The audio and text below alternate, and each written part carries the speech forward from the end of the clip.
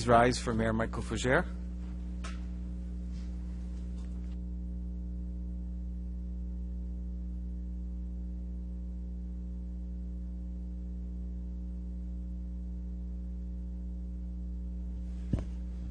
Good evening, everybody. We'll start the meeting with a prayer. We beseech thee, Lord, to bestow wisdom upon members of this council in order that their decisions may be founded in justice and prudence. Amen. Please be seated. Before we get to the formal agenda, I'm going to turn the chair over to Councilor Fundera for the 2015 Municipal Heritage Awards. Councilor Fundera. Thank you, Worship. Historic places and heritage buildings are the living proof of our past. They give us a glimpse into lives of people who came before us and helped to create the lives and communities we live in today. They are valuable to our culture, our economy, and our environment.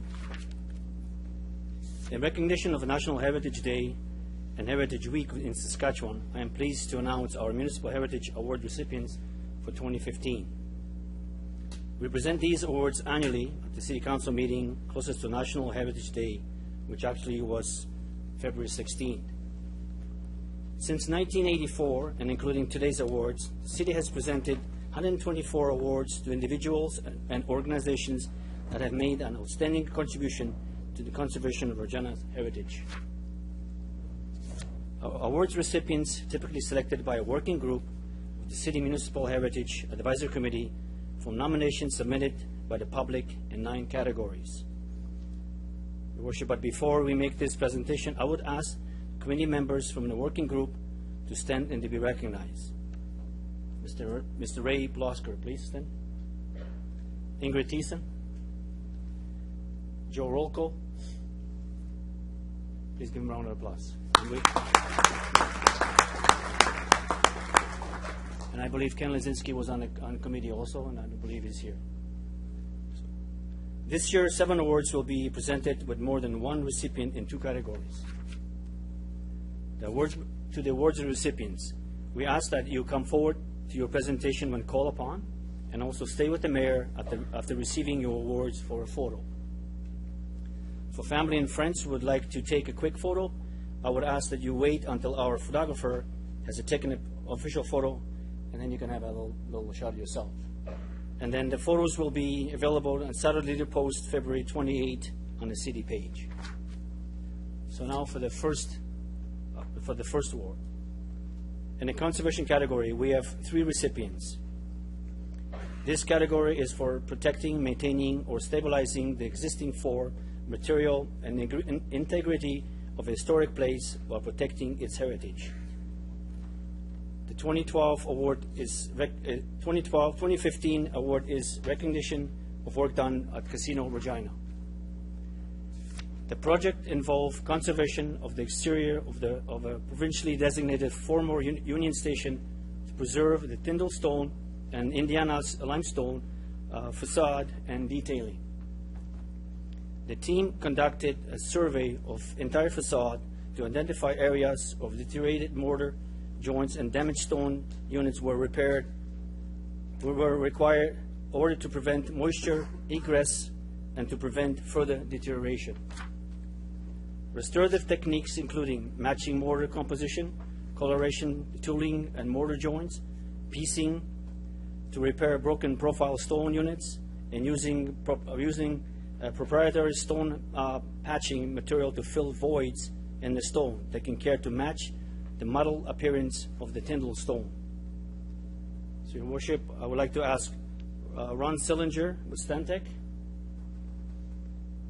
We have Ken Armstrong and George Reed with Saskatchewan Gaming. Please come forward and accept your award.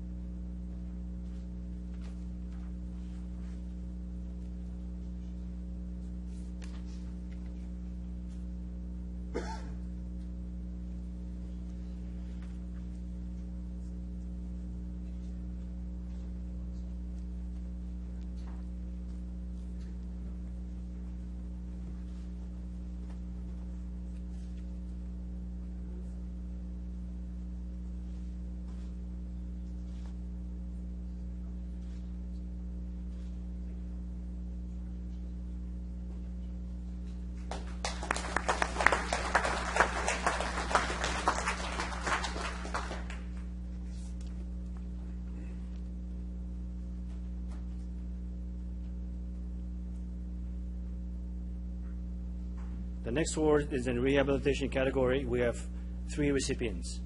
This category is for the sensitive adaptation of a historic place or individual component for a compatible contemporary use while still protecting its heritage value. This is achieved through repair, alterations, and/or addition. This award goes to Royal Canadian Legion number 001. This project involved the rehabilitation of Royal Canadian Legion branch number 001 building to reflect the new functionality of the Legion. The team on this project was able to house new functionalities of the Legion through creative space on 2 levels within the preservation front portion, within the preserved front portion of the building. The great care and attention was given to preserve the Peace Tower, its contents and artifacts, stained glass windows, and murals painted by Kenneth Lachlan.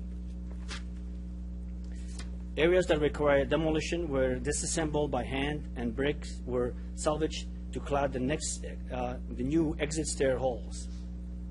I call on recipient Kirk Dietrich of Create, of Architect and Design,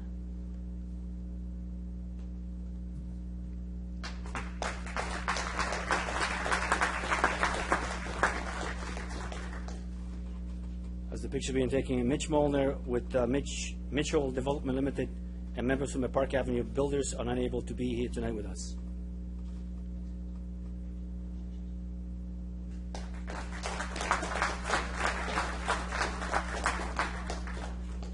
The final award tonight is with the education category, Your Worship. The education category is awarded to endeavors that enhance the public understanding and appreciation of Regina's natural and human heritage. This award goes to McNabb Community Association Centennial Marker Replacement and Enhancement.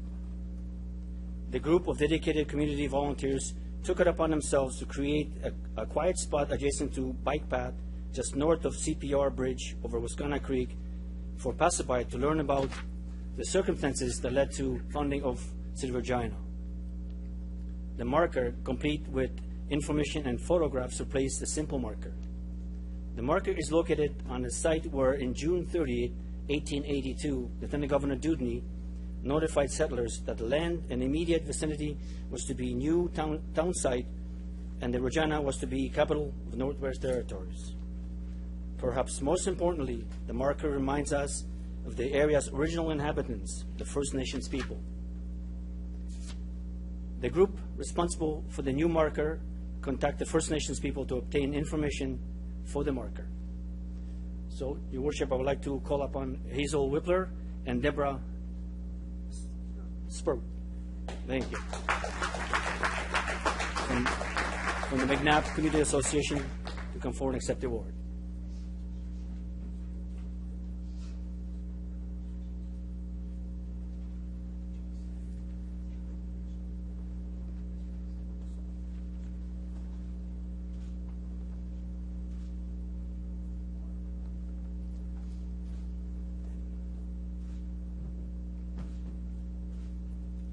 And then, Your Worship, if the ladies can stay with you, I'd like to call on the rest of the recipients to come forward. We're going to have a group picture.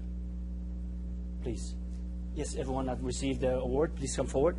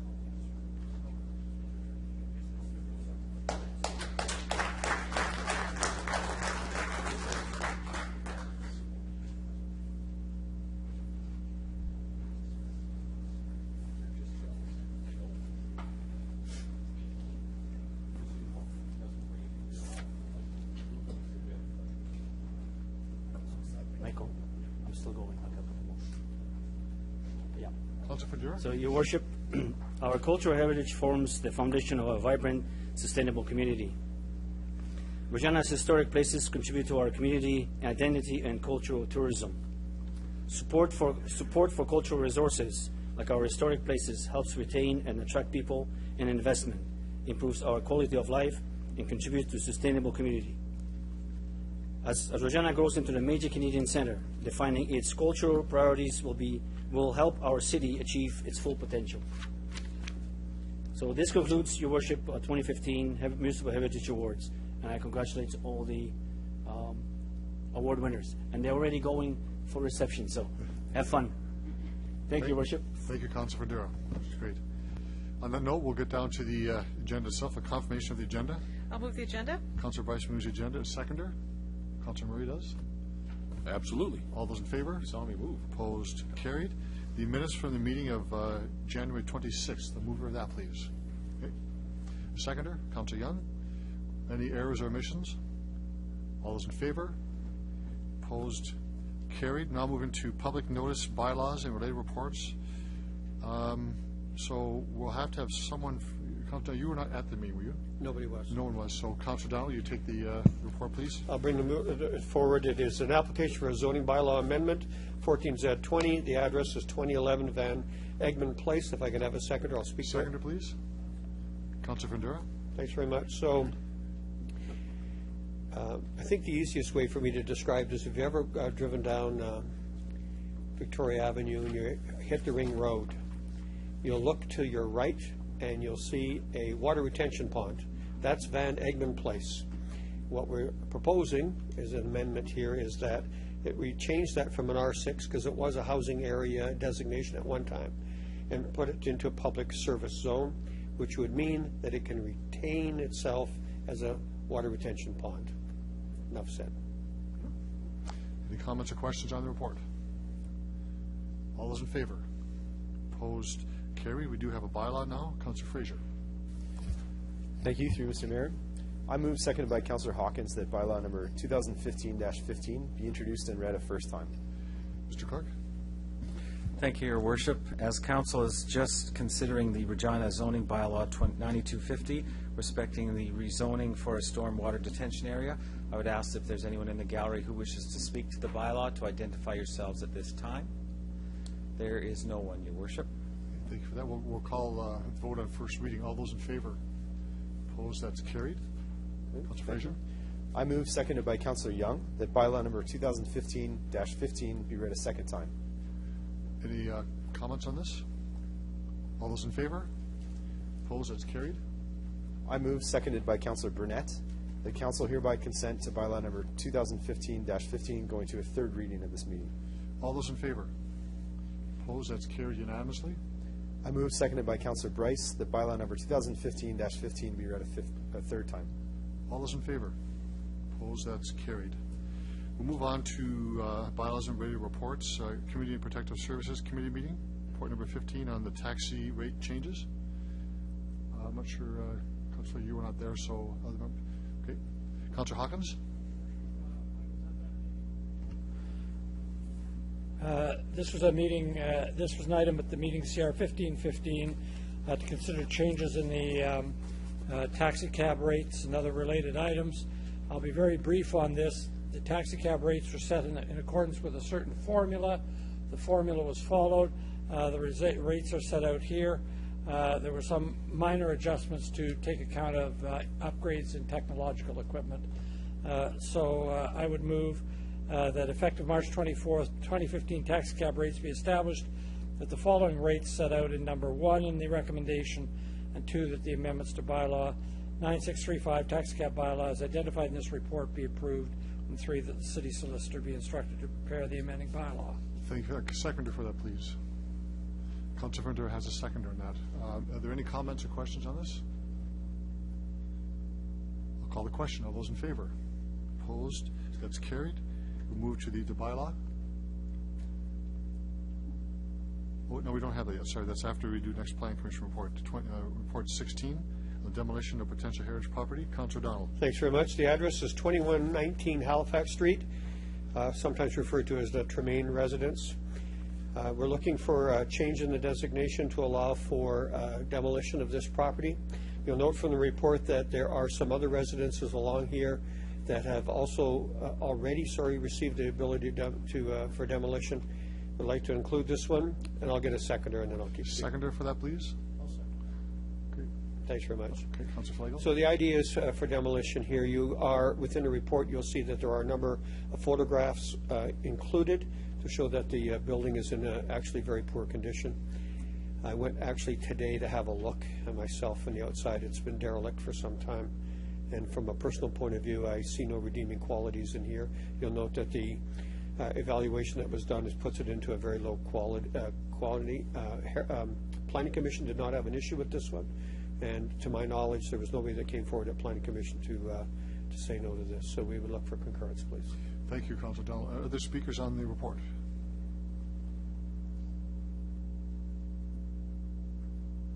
Councilor Bryce? I just want to clarify. It does say in the first line of the recommendation that bylaw of the City of Regina to deny a permit for alteration or demolition. Is that the recommendation? It gets to the same place. Councilor Murray. Thanks, Your Worship. I'm just, I was stunned by the pictures, and the pictures of this property show inside and outside that it's at the beyond its lifespan. This thing is toast. And my question is, why does that have to come to us? Is there not a point where heritage properties kind of fall off the list when they no longer are within that heritage standard? Is there not some kind of a standard that, this property it's crispy done. We'll get the answer from Ms. Harlock. Ms. Harlock? Through you, Your Worship, we do have the holding bylaw, and right now, for it to be removed, it has to go through the council process. We will be reviewing the bylaw and looking at the properties. We're doing amendments through the Heritage Bylaw Incentive Program to get people to use the program to designate their properties. But right now, we don't have the authority to just take it off of the list. Okay, and I guess, it makes sense, I guess, that we do have that, and there is an overseeing body that makes sure that the rules are followed around these things. It's just, this one seems like it went way beyond its lifespan, and it's time. Thanks. Thank you, Councilor Murray. Councilor Fraser. Okay. Thank you, through Mr. Mayor. So first, I'd like to say, as we saw with the awards earlier tonight, heritage is obviously an important consideration for any city. Regina, as we become an older city, it's becoming more and more important, I think, and it's certainly council's responsibility to make sure that we protect it when we're able. I also have come to realize over this job in the last couple of years that there's some limitations as to what council can do, especially when a building is on the heritage holding list versus when it has actual heritage status. It is to say that council tonight could stall this building from being torn down, although we don't really have the power to make anyone fix it up. So eventually, I guess if we kept at that, it might just fall down on its own. I guess the issue that really comes to my mind, though, as someone who represents and lives in this neighborhood, is the fact that this is coming forward as a demolition to create a parking lot. I can think of two other examples in the past 2 years where applications have actually been denied. In October of 2013, RPC 13-74, there was an application to knock down a house beside a Union Hall and Dudney Avenue that was denied because it was knocking down a residence to build a parking lot, and of course, who would want that in their neighborhood? Also, last fall or last summer, there was a house that was knocked down on the corner of 13th and Toronto. Not to say the house shouldn't be knocked down. That's people's right to do as they wish with their own property. But it was turned into a commercial parking lot. When it was brought to the attention of the city by the Heritage Community Association, it was no longer allowed to be a parking lot. So now that the lot is empty, ready for a new house, but it's not a parking lot. So what's a little bit concerning here is that this is 3 lots we're talking about, that the houses will be knocked down in a neighborhood that is trying to revitalize itself, and the spirit of the OCP is part of that downtown intensification kind of strategy, and we're losing 3 lots to a parking lot. These aren't even just regular residential lots. They're zone R4A, which is to say there could be multi-unit housing built there. So just like a comment from administration, it seems a little inconsistent to me that in these other examples we've stopped houses from being turned into parking lots, but here we have 3 houses that would otherwise potentially be new infill and revitalization of the neighborhood at some point that will now be surface parking lots. Can someone comment? Thanks. Ms. Horlock. Through you, Your Worship, the bylaw is set up that you can't have a parking lot as a principal use. In this case, the owner of these properties also own Crescent Apartments. So they're consolidating their lots to provide parking for the apartments. Currently, they are below the parking requirements required for the apartments. This will take them over their required number of stalls, but it will provide the apartments with the required number of stalls that they need, and will make the property more viable to keep it on the, because it is also a heritage building. Okay, so it's to say that these couldn't be rented commercially. They have to be tied to people living in that building. Is that correct? Ms. Warlock? Through you, Your Worship, they are indicated that they are to be utilized for the Crescent Apartments. I'd have to defer to Mr. Searle with respect to whether or not the development permit would tie it specifically to only the apartments. Mr. Searle? Your Worship, as Ms. Harlock's indicated, the parking would have to be accessory to the principal use of the apartment building, and the city will require the property owner to consolidate all of those properties under one lot, so that it functions as one entity, and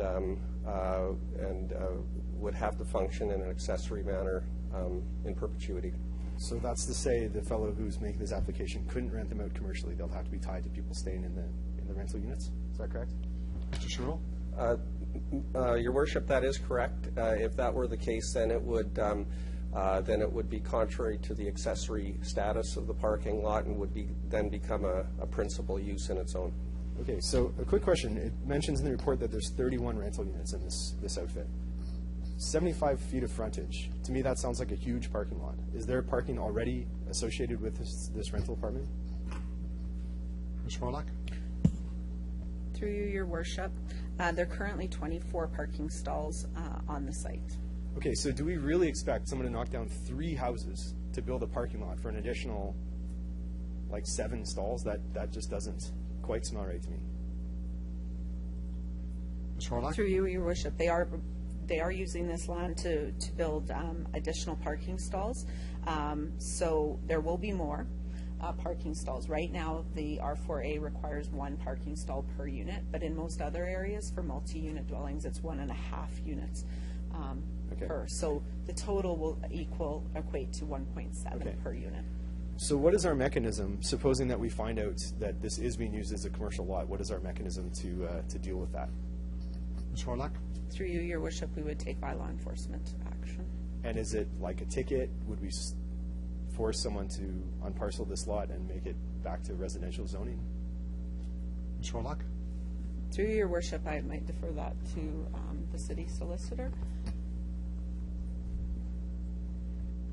To the solicitor? Your Worship, I'm not sure I've got a complete answer to a possible prosecution for this on the floor of council tonight, but Ms. Harlock is right. We would look at enforcement options under our zoning bylaw and any possible enforcement that could be carried out under the Cities Act as well. So there could be a range of options that we could look at depending on the facts of the matter.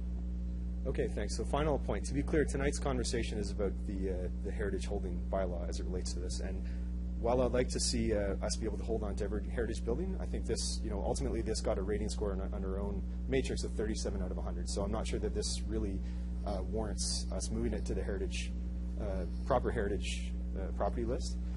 But this is my concern. There was an article in the Leader Post this weekend, people concerned about safety and parking around the general hospital. I would say, given that this parking lot cannot be used for new general hospital parking, it can only be used for, parking tied to this apartment. It's not a step forward as far as parking in the neighborhood goes. I would also say, as far as the safety issue goes, which in my mind is related to parking, but again, as someone who lives in the neighborhood, it's sort of a separate issue to the actual parking issue that our QHR has. It actually retracts from the safety of this neighborhood. Knocking down, space that would otherwise have people living and raising their families in the neighborhood. We now have an empty lot. So, as for the vote tonight, I plan to support the motion to take this off the heritage holding list. But I think, we're going to be looking at inflow guidelines this year, and I think definitely probably like maximum parking or something to avoid this. If we're serious about the OCP building complete neighborhoods downtown and densifying, we have to make sure that this sort of thing knocking down houses to build surface parking lots, that we close these types of loopholes. Thank you. Thank you, Councilor Fraser. Councilor Hawkins? Thank you, Your Worship. Your Worship, I appreciated the points that Councilor Fraser has raised here tonight. This is a question about heritage, but as Councilor Murray has pointed out, this is not the kind of building that we're going to be able to save. But there were also, as it turns out, as we've listened tonight, issues about parking, building parking lots in neighborhoods and that kind of thing.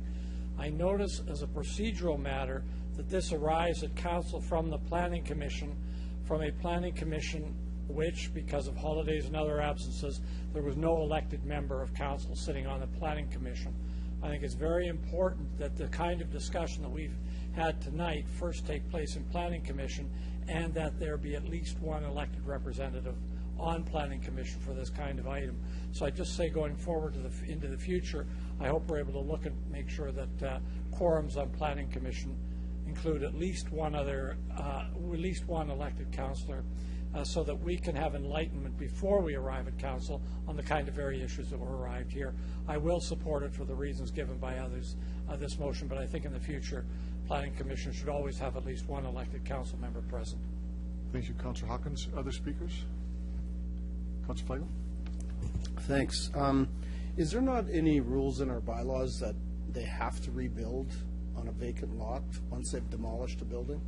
Is there not a 5-year window that they have to rebuild? Ms. Horlock? Through Your Worship, no, there is not. I always thought I just always thought there was something that, because there's talk of downtown where maybe that's different, or you have to build, you have to start something, but okay. The other thing is, what Councilor Fraser brings up is the commercial to the residential. It does sound like a lot of space. Is there any way to split that land to allow maybe some commercial and still fulfill the need of the apartment beside it? Because that does sound like a lot of space. And if you only need an extra 10 or 12 spaces to fit into our bylaws, is there not a way that they could start to rent those spaces out to staff, et cetera, et cetera? Is that something we'd look at? Ms. Horlock? Through Your Worship, we haven't talked to the owner about that. The application was specifically for the demolition, and it's their right to consolidate the lots to their other parcel. We can't stop that. That's in their right to do that. Okay, good. Thanks. Just wanted to clarify. Okay. Other questions? I have one question, just so I'm clear. It's consolidated. These 3 lots will be consolidated into one entity, but can the owner of that lot still allow for other parking in the community, even though it's consolidated one site? They have enough for their own parking requirements, but what's surplus? Can that be opened for public parking? Ms. Horlock? Through Your Worship, at this point, as Mr. Searle said, it wouldn't be allowed. We'd have to look at something different if that was something that they wanted to do. Okay, thank you. If no other speakers, I'll call the question on the report. All those in favor? Opposed? That's carried. Now we now have 2 bylaws. Councilor Fraser? I move, seconded by Councilor Murray, that bylaw number 2015-12 and 2015-16 be introduced and read for a first time. All those in favor? Opposed? That's carried. I move, seconded by Councilor O'Donnell, that bylaws number 2015-12 and 2015-16 be read for a second time. Any comments? All those in favor? Opposed? That's carried. I move, seconded by Councilor Flagel, that Council hereby consents to the bylaw number 2015-12 and 2015-16 going to a third reading in this meeting. All those in favor? Opposed? That's carried unanimously. I move, seconded by Councilor Findira, that bylaws number 2015-12 and 2015-16 be read for a third time. All those in favor? Opposed? That's carried. Thank you, Councilor Fraser. Councilor Findira, if you could take the seat for a moment, please.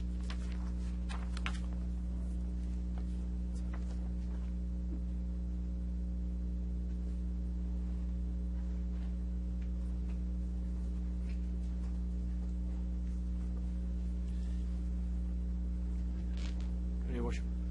Thank you, Mr. Deputy Mayor. I would move a concurrence and receive and file on report MR 15-1. Do I have a seconder? This is for the Big City Mayor Summit in Toronto. A summary report. I'll second that, Your Worship. Thank you for that. Just as a matter of course, always having a report back to council on activities related to the Big City Mayor's Caucus and FCM. The report before you, I'll be very quick on this one, is the beginning of a national strategy for the upcoming federal election on how to deal with infrastructure. The report simply speaks to the beginning of that discussion taking place in Toronto on February 5th. And the key areas of discussion are infrastructure, housing, and transportation and transit. While it's at a rudimentary stage now as to how we will proceed with the strategy, those are the three major points that are clearly defined by FCM and by the City Mayor's Caucus for quite some time, and now we're beginning to crystallize this into a strategy. Beyond the actual ask of what it would look like, the beginning of the strategy is to go to each federal party to ask them how would they address these issues. What is their response to the need of municipalities?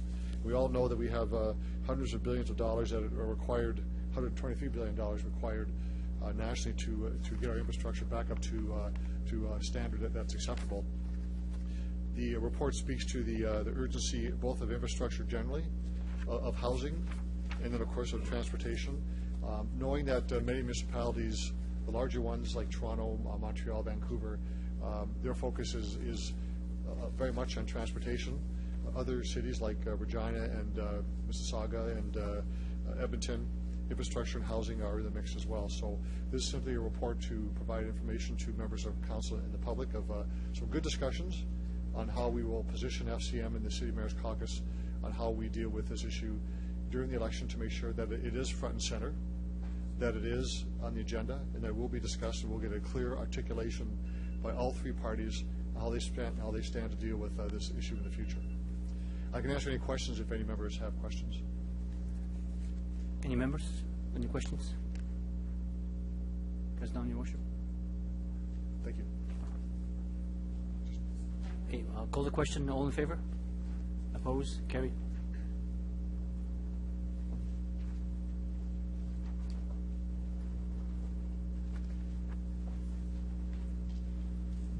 We do have executive committee reports.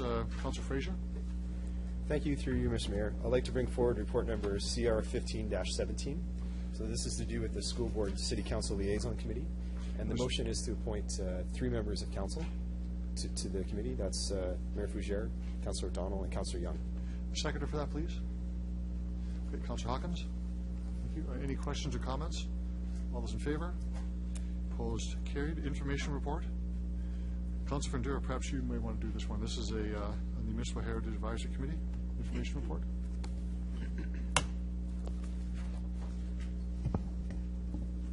Thank you, Worship. I rise to bring RI 15-3, Municipal Heritage Awards Selection Working Group Report.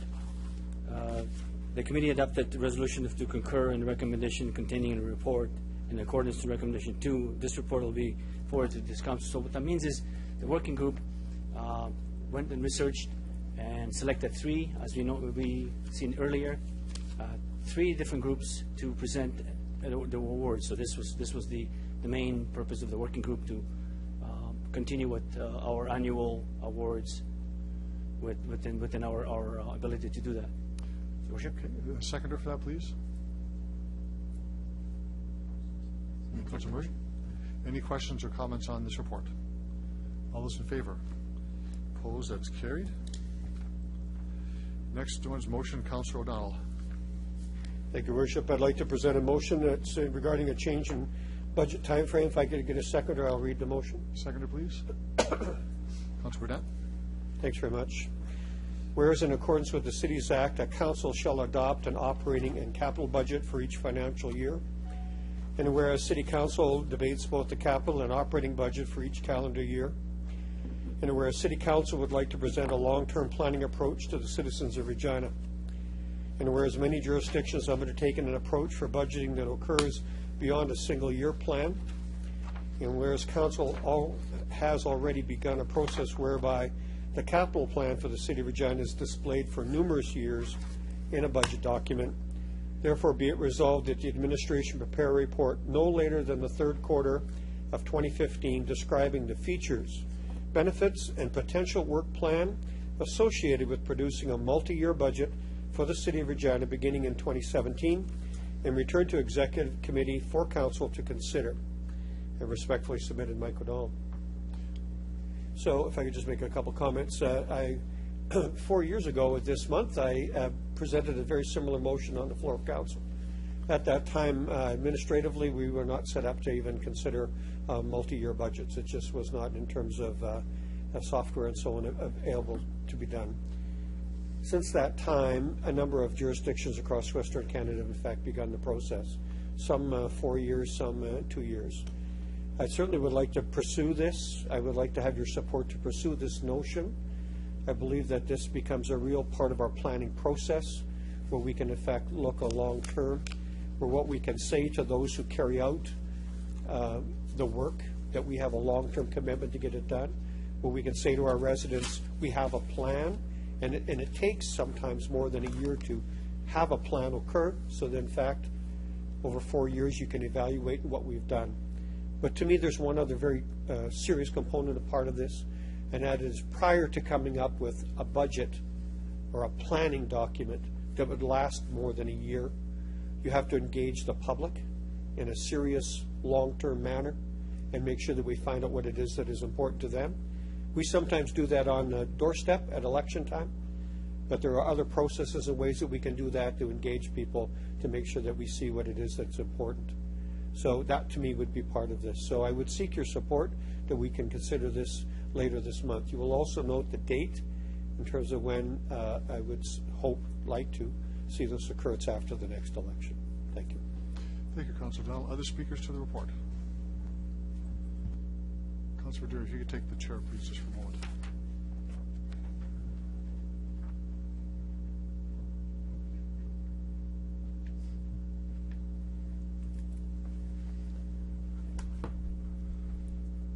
Your Worship. Thank you, Mr. Deputy Mayor. I'll support the motion, certainly the spirit of it.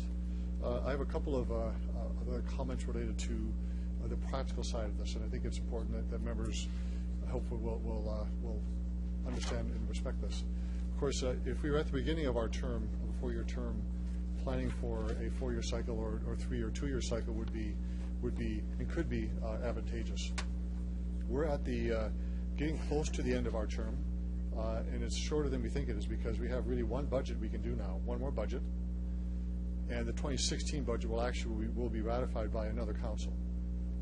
So in the practical sense of us having a longer term view, I want to respect the right and prerogative of a succeeding council to say, do I or do I not want to have that? So the work that the motion will talk about could lead to that conclusion, and that's why I'll support it. But I would also say that we're living in some uncertain times now, particularly when we see the province saying a very large chunk of our revenue could be on the table for discussion. That I'm speaking of the municipal operating grant is a variable that we can't control. We don't control issues related to infrastructure as well. So as long as we don't set ourselves up for failure or a difficult time where we promise something in our operating and doesn't happen, then we have an issue to deal with. So eyes wide open, understand the implications of it. If we were like the province, you could have a 5-year operating budget and you're the master of your own house. We unfortunately are not always the master of our house. We're subjected to the whims and political winds of both the province and federal government. So I like the spirit of it, but I'm saying the practicality may be somewhat difficult to achieve, but let's give it a chance. And I'm assuming for Councilor O'Donnell, this is really information that would be put on the table for consideration by the next council in particular, because again, we have just one budget to go with, and beyond that kind of advice on operating side, difficult, capital side, a different story altogether. So on that basis, I'll support it, but those are some cautionary notes on a longer term plan. Thank you, Worship.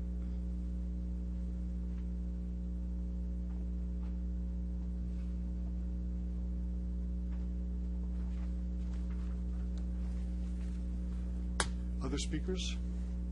Councilor Down, you want to close debate? We'll call the question. All those in favor? Opposed? That's carried.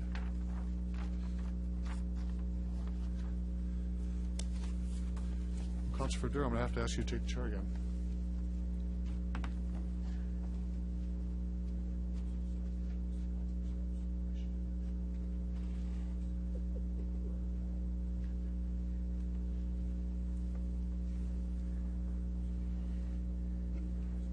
Go ahead, Your Worship. Thank you, Mr. Chair. I'm going to move notice of motion on Amendment 15-2, and this is related to an inquiry roundtable into missing and murdered Aboriginal Indigenous people. I have a seconder for that, please. Councillor Young seconds that. I'll read the motion. Whereas the City of Regina recognizes the issue of missing and murdered Indigenous women is of significant concern to the Regina community, and whereas as the Saskatchewan Urban Municipalities Association members have joined with their voices with communities calling for an inquiry or roundtable into missing and murdered Indigenous women, therefore be it resolved that the Regina City Council join with voices across the country in calling for an inquiry or roundtable into missing and murdered Indigenous women. This is submitted by myself as mayor and members of City Council. It's not the typical one that's when an individual council has done that. And for a purpose, Mr. Chair, this is a profoundly important issue facing our community. The reference is made that SUMA passed a motion earlier this month. This is the first time we've had a meeting of City Council since SUMA has come together, and thus the reason why the report is for us today, the motion is for us today. I know other members of council will speak more eloquently than I will be, but I'll say this. When we have the profoundly strong and emotional and clear voice from the community calling for a review, an inquiry, a study, and understanding, it's important that we listen to that. I know that there may be an amendment that will make this more clear to people around us, but an action plan to address the issue of murdered and Aboriginal women, I think is very, very important to have. So, as mayor of the city, I'm proud to move the motion to have this adopted. I will have some closing comments afterwards, Mr. Deputy Mayor, but I would urge members of council to support this, of course, and hear their voice and hear the things they want to say about it. So I will speak on closing of this one. Thank you. Thank you, Worship. Okay. Councillor Young. Thank you, Mr. Chair. I would like to start tonight by talking about an editorial that was in Saturday's paper written by Murray Mandrake. It was a very wise editorial, and it said that we get more positive outcomes when we respond rather than react. And his words were in reaction to the death of the young children, the young Aboriginal children, that sparked a lot of blaming and finger-pointing and inflamed racial tensions. So responding to issues rather than assigning blame takes us on a very different path in dealing with systemic issues like racism and violence against women. Responding moves us towards solutions. Reacting just deepens the severity of the issues. The Sunday Post also had an editorial by Jonathan Kay, and it showed a picture of an Aboriginal woman who had escaped from the Picton farm, and there were these words in the banner headline on that page, and I quote, "Before a man strangles or shoots or stabs a woman in a cheap hotel room or a dried-up riverbed, 100 other terrible things typically happen to that woman to put her in that vulnerable, isolated position. For policymakers, the lesson is clear. No matter whether victims are Aboriginal or non-Aboriginal, you can't just go after the act of murder. You have to go after those 100 other terrible things." So those 100, that's the end of the quote. Those 100 terrible things that put a woman in that kind of a position has to be the subject of dialogues, but most of all, action. The National Roundtable in Ottawa this week on February 27th opens a door. It begins a conversation, and it's a first step to the many public conversations and dialogues that have to take place at the national, regional, provincial, and local levels, both on and off reserves. Chief Perry Bellegarde, the new National Chief of the Assembly of First Nations, speaks the truth, shining a light on lack of respect for Aboriginal girls and women, and calling for men to get involved in this issue, both on and off reserves. Chief Bellegarde's call for a national dialogue cannot go unanswered. Now is the time to respond, not react. This is an Aboriginal women's issue. This is a woman's issue. This is a Canadian issue. Your Worship, Mr. Chair, I support the intention of this motion as read, but would offer a friendly amendment to the language calling for an inquiry or a roundtable. Since a roundtable is happening this week, and since this roundtable is a first step to a dialogue about a massive social issue, I would offer this wording. Therefore, be it resolved that Regina City Council join with other voices across the country in supporting the roundtable as a first step to a national dialogue into missing and murdered Aboriginal women that results in a comprehensive and coordinated national action plan to address violence against women. Do I need a seconder for that amendment? We don't need a seconder. Councilor Bryce, second that. So do we have a discussion on the amendment? Or be clear? Okay, speakers, Councilor Murray, do you want to? Okay, so all in favor? Opposed? Carried. And then, now on the main motion, you have a speaker. Councilor Murray?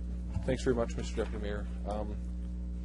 You know, it's not often that I get a number of really passionate calls, albeit some of them are passionate about the snowplow. These ones have far more pronounced and significance to these calls. But I had a number of calls as this issue started to come to light that we were going to move this motion. I had a number of phone calls from people within our community, ladies within our community, ladies who are Indigenous and concerned about their safety, but also their family, their friends. And I began to think about, it's a decade ago that Tamara Keepness went missing. And from there, if I start listing them off, I can think of at least 9 or 10 women who have gone missing. And I know there's going to be more than that, but that's what came to mind right away. And so realizing this is an epidemic problem. And so this one step takes us one step closer to helping find a solution, one step closer to getting us to where we can find a resolution or solve this issue, because it's far greater than any one of us. So I think speaking united with SUMA, the Saskatchewan urban municipalities, coming forward, urging the province to go forward to urge the federal government to get a hold of this issue. It's a significant issue and it affects all of us. Absolutely, I'm in support of this motion. Thanks, Mr. Deputy Mayor. Any further comments? Speakers? None? Oh, Councilor Fraser? Thank you, Mr. Chair. Between 1980 and 2012, there was 1,017 Indigenous women murdered in Canada that we know of. Per capita, Indigenous women are 3 times as likely to be victims of violent crimes in Canada, and 4 times as likely to be murdered as other women in Canada. So we already know many of the systemic causes and social determinants that lead to these stark statistics. But ultimately, when a society, it's a problem that belongs to all of society, and the solutions have to come from all society too. So I really appreciate this motion being brought forward. I think, ultimately, an inquiry by the feds will have an impact across the country, and few places so much as it will right here in a city like Regina. So we'll fully support this motion. Thanks. Councilor Burnett. Thank you, Mr. Chair. I know as sort of an elected official, we always focus so heavily on pride of place, and we like to tell everybody and boast about what a wonderful place Regina is to live, work, and raise a family. But I think the reality is we've got a very serious problem here, and it's one that I don't think we can ignore. And I think if there is an opportunity, even in a small way, to lend our support to putting some results into an action plan that comes up with tangible, good results, I think it's very important, because, like I say, I think we like to always look on the positive side, but sometimes we have to face the harsh reality, and this is one issue that I think has reached a magnitude that I think it's important that we show our support. So I'll certainly support the amended recommendation. Thank you. Thank you. Councilor Bryce? Thank you. I think we as a community need to stand together and help those who need help. I think that this is more than a problem. It is an epidemic, and I think that anything we can do to help that is what we need to do as a community. We're all related somehow, even knowing each other, and I think that we all have to stand up for each other every once in a while, and this is one of those times. Thank you. Councilor O'Donnell? Thanks very much. Just a context, if you don't mind. The word or phrase SUMA has been referred to. It stands for Saskatchewan Urban Municipalities Association. Within the province of Saskatchewan, 82% of the population in our province falls under SUMA's care. That is, they live in an urban setting. We were at convention earlier in February, and this motion appeared before convention. The hands went up. All the hands went up. So to those who are representing our population as elected officials, they stood as one and said that this is important to us. So I think you should all understand that 82% of our population feels very strongly this way. Other organizations can handle it their own way. I would add this last statement if I could. I'm making an assumption, but I'd like it clarified. If this motion passes, I believe it should be in a written form forward to the Prime Minister of Canada so he knows how the people of Regina feel. Is that how these are normally happen? If not, I would add an amendment. Mr. Clerk? I would suggest that you add an amendment to that, otherwise it just remains silent. Thank you very much. I just need to clarify. So I'd ask for an amendment, Mr. Deputy Mayor, that if this passes, that the Mayor's office forward a letter to the Prime Minister of Canada stating how the people of Regina feel. I'll second that. Thank you. Worship, and up first. So any comments on the amendment? If not, I call the question. All in favor? Opposed? It is carried. Any further comments? Then, Your Worship, close the debate, please. Close debate if no one else wants to speak. I'll be brief. It's my pleasure to sign a letter on behalf of City Council and the citizens of Regina to the Prime Minister. Councillor Fraser has some good points he made, and the number of murdered, missing Aboriginal women, 1,017, I think you said there were. It seems like virtually every day or every week we see and hear something in the media about this. And I can't imagine, as a father with a daughter, how I'd feel if it was my daughter. So to the parents of these women, the wife, daughter, affected by this is profoundly moving and disturbing. And it's our obligation as a community to stand together, to hear our voice. And I like the idea of the roundtable, which I know will be happening soon, as Councillor Young has said, as a first step to a national dialogue. That's important. But what's equally important is an action plan to do something about it. And that's where I think is critically important here, to actually have a strategy to do something to make a difference. So the stronger we are throughout our province and around the country, the stronger our voice, the more united our voice, likely it would be more clear for the federal government to hear what we're saying. So I can't think of much more to say other than our council has a profoundly strong view to support this motion, and we will be sending a letter to the Prime Minister to that effect. Thank you. Okay, so I'll call the question. All in favor? Opposed? That is carried. Thank you.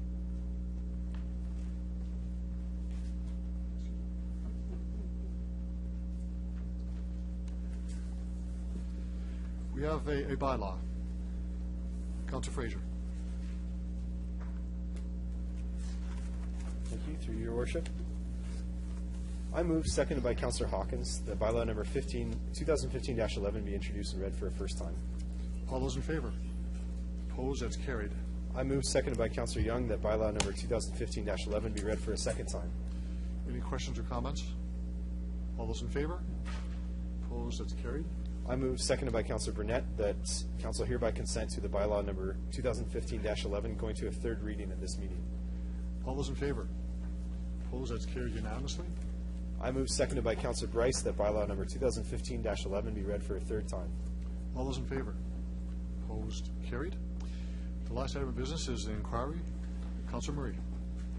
Just want to say thank you to Access, because they're still here. Everybody else has gone out to listen to folks talk about the much more important issue here, and that's the murdered missing Aboriginal women.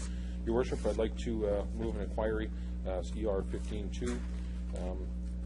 I'll read the inquiry. It's charging stations for electric vehicles. As electric vehicles are becoming more and more part of our community, it would be advantageous for us to have charging stations for these vehicles readily available. Promoting electric vehicles will have a positive impact on our city's green initiative And my question and the inquiry is, what is the feasibility of having these charging stations available for the public at strategic city-owned locations throughout the community? As part of the feasibility research, I'd also ask that the number of electric vehicles currently registered within the city of Regina and within the province of Saskatchewan provide that to us as well. So respectfully submitted. Thank you. There's a question for clarification. Yeah. Councilor Bryce? There is. I'm just wondering, in your submission, are you looking for information regarding what other cities are doing, whether it's paid for by the person who's charging the car versus the taxpayers paying for somebody to charge a car, how much the infrastructure is to put these charging stations in, what's the annual cost of them, those sorts of things in your report? That's my question. There's a whole host of things that have come up around the questions of them. And so I guess through this inquiry, I'm hoping the administration sometime, according to Mr. Archer, in Q2, we will have some information back to us that he can then bring to us and discuss it. Because you're right, there's an awful lot of stuff. SAS Power currently owns the right to sell power, and therefore we cannot sell power, interestingly enough. So there's going to be quite a bit of stuff. So I'm looking forward to the inquiry coming back sometime in Q2, I've been told. So thank you. Thank you, Councilor Murray. There's no debating this one, so I'll call the question. All those in favor? Opposed? Carried. Motion to adjourn? Second, Councilor Hawkins. All those in favor? Opposed? Carried. Thank you very much, everyone, and have a great evening.